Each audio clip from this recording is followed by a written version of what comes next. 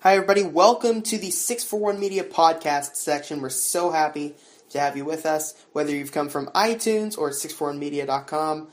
It's just an absolute pleasure. Before we get to our interview with George Grotheer, we'd like to talk about our countdown to March 3rd, 2017 event. On March 3rd, 2017, Nintendo will release their brand new Nintendo Switch console. And on the site, we'll have tons of coverage about the new console, about games on the new console, just tons of stuff about the Nintendo Switch. We hope you come along for the ride. Right now, our latest interview is with Ty D, 80s Guy. We talk about the Switch.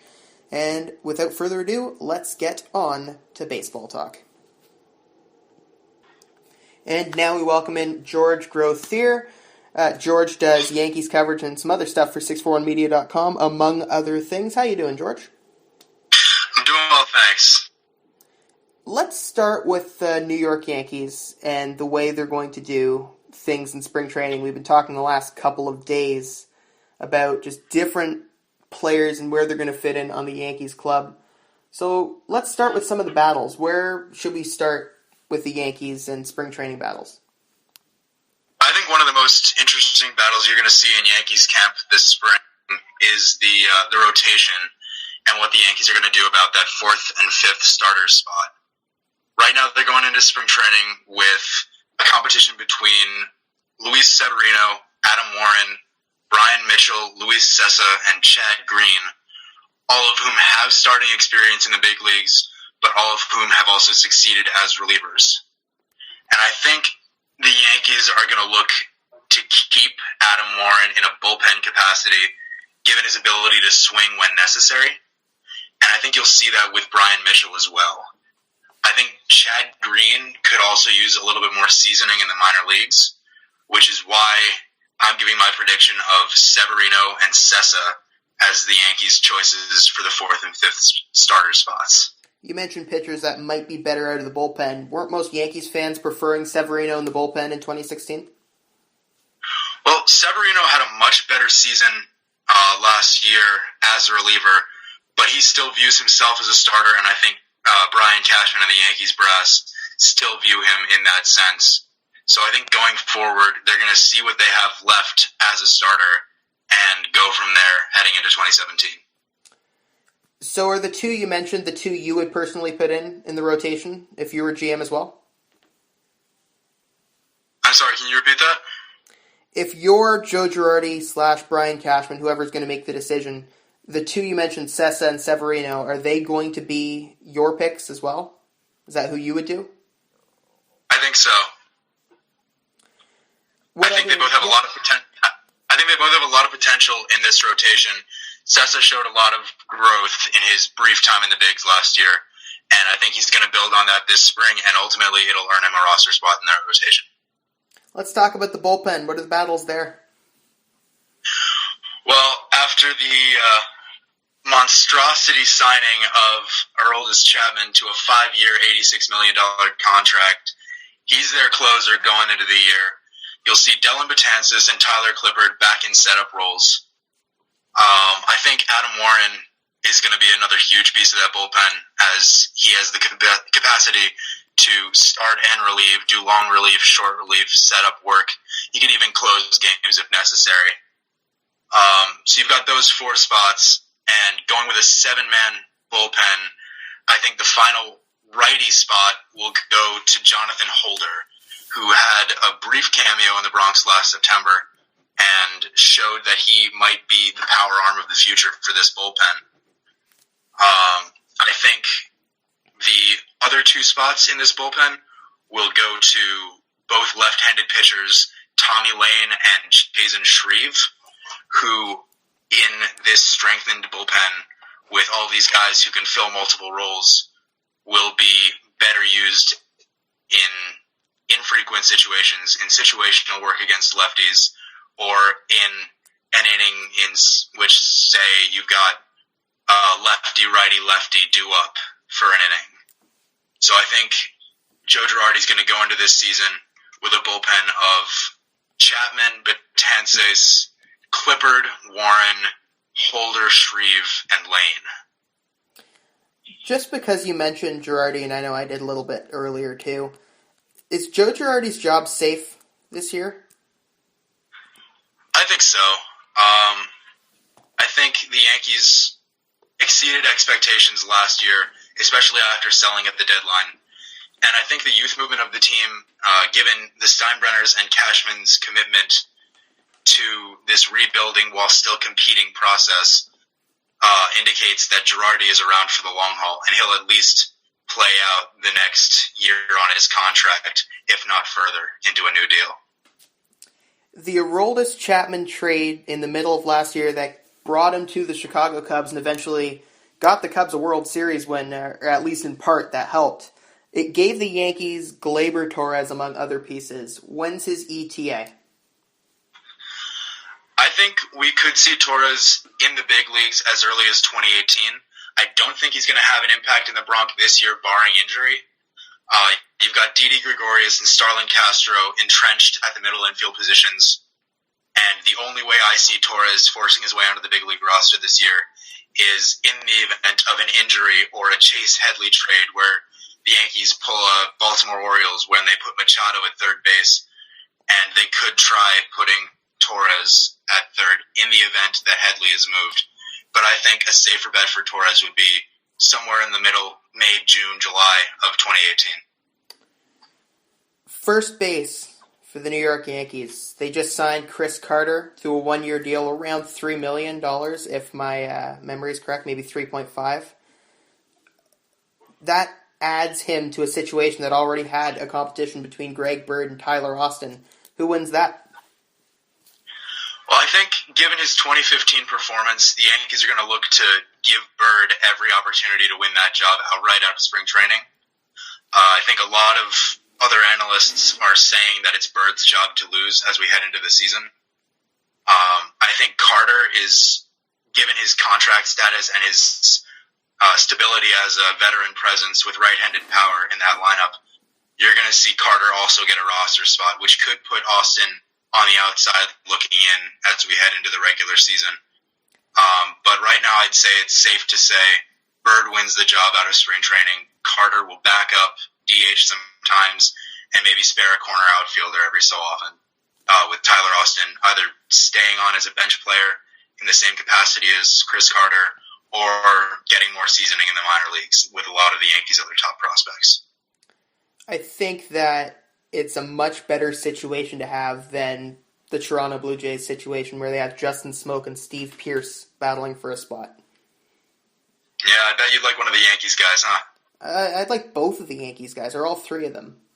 Do you want to do a 2 for 3? Why not? I'm looking down the list. You gave me a list earlier today of guys who are close to a sure thing, guaranteed roster spots, fighting for jobs. I'm looking at the list. It's under guaranteed roster spots. I don't really see any names that jump out to me that I'm questioning. But when it comes to close to a sure thing, guys who maybe aren't yet, why is Aaron Judge there instead of guaranteed? I think the Yankees are going to spend a lot of time in spring training looking at his strikeout rate and his ability to make contact and be able to stay a strong presence in the Yankees lineup. I think the competition between him and Aaron Hicks and maybe even someone like Clint Frazier or Mason Williams will give him every opportunity to win the job, but also every opportunity to lose the job as well. The Yankees certainly want him to be their right fielder of the future, but at this point, I think if he doesn't perform in spring training, he could see himself back in the minor leagues, at least to start the season. Why hasn't Brett Gardner been traded yet to open up a spot for one of those guys like Mason Williams or someone else who could play left field who's maybe a little younger? I think Cashman has spent this offseason looking for deals, but he hasn't found one that he's especially liked thus far.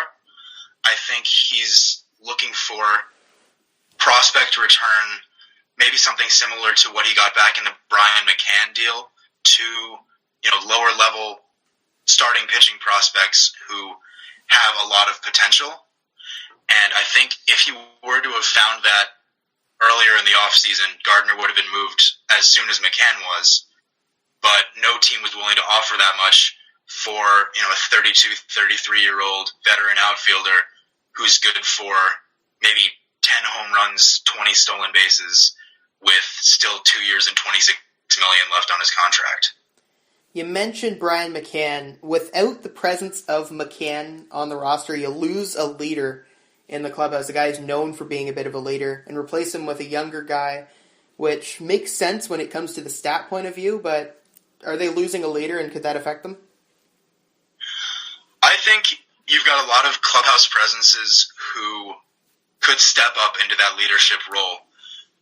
You've got Gardner, who's been one of the longest tenured Yankees. He's a huge leader on this team. Chase Headley has been very vocal this offseason about stepping up into that leadership position. And then you've got guys like Sanchez, Gregorius, and Starlin Castro, who are young guys, but they're starting to prove themselves as valuable position players on this roster. And I think they might be able to step up into the void that was left by Brian McCann after his trade. Changing topics just a little bit here as I'm looking down your list again. A name that I know jumps out to me from the Fighting for Jobs list you gave me, there's 16 players there. One of the names that jumps out to me as an outsider, as someone who doesn't follow the Yankees as closely as someone right in New York, is Rob Refsnyder. He seems like this prospect who's been just kind of fighting for a job every year. What's holding them back from giving him a real shot? I think one thing that the Yankees have done in regards to Refsnyder brings back memories of what the Texas Rangers did a few years ago with Jerks and Profar. And they kept bringing in different players to fill voids on their roster and blocking Profar at different positions. And you've seen over the last season plus, the Yankees have tried Refsnyder at second base, the outfield, first base. He tried third base in spring training.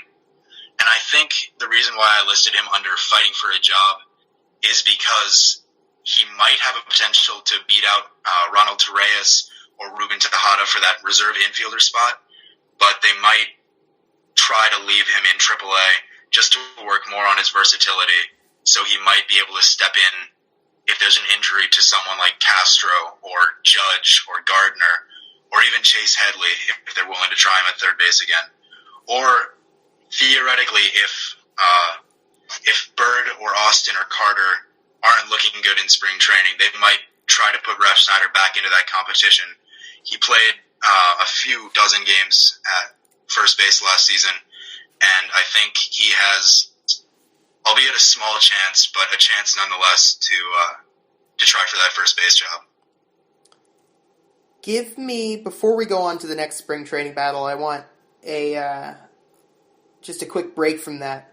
Can you give me an argument that the New York Yankees will win the division next year?